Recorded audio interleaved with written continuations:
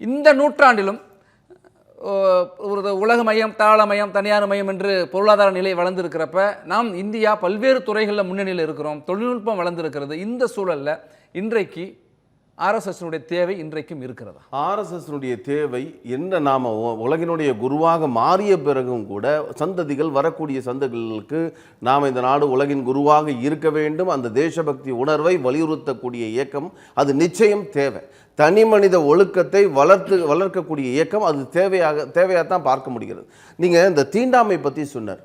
தீண்டாமை ஒரு பாவம் இல்லை என்று சொன்னால் வேற எந்த செயலும் பாவம் இல்லைன்னு சொன்னவர் டாக்டர் ஆர்எஸ்எஸ்னுடைய தலைவர் பாலா சாஹேப் தேவரஸ் அவர்கள். நீங்கள் தீண்டாமை ஒரு பாவம் இல்லை, தீண்டாமை தப்பு இல்லைங்க, அது பாவமே இல்லைங்க அப்படின்னு ஒரு வார்த்தையை சொன்னீங்கன்னா இந்த நாட்டில் எந்த தப்பு பண்ணாலும் அது பாவமே கிடையாது.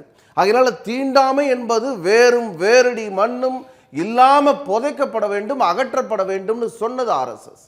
அதனால் இந்த தீண்டாமை, சாதிய வேற்றுமைகள், இந்த உயர்ந்தவன் தாழ்ந்தவன் இதெல்லாம் சமுதாயத்தில் அகற்றப்பட வேண்டும்.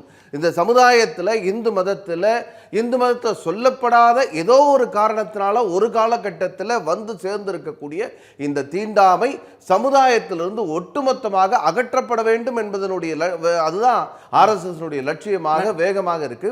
தமிழ்நாட்டில் பல காரியங்கள் இந்த ஆர்எஸ்எஸ்ல பயிற்சி பெற்ற தொண்டர்கள் மூலமாக, சகோதரர்கள் மூலமாக நடந்திருக்கிறது.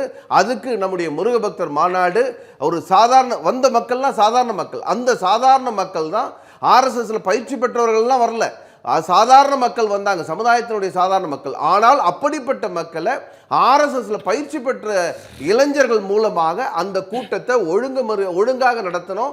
காவல்துறை உள்ள கூட வர வேண்டாம், நாங்களே பார்த்துக்கிறோன்னு காவல்துறை எப்படி ஒரு சேவை செய்யுமோ, வேலை செய்யுமோ அந்த வேலையை ஆர்எஸ்எஸ் தொண்டர்கள் செய்து காட்டினோம்.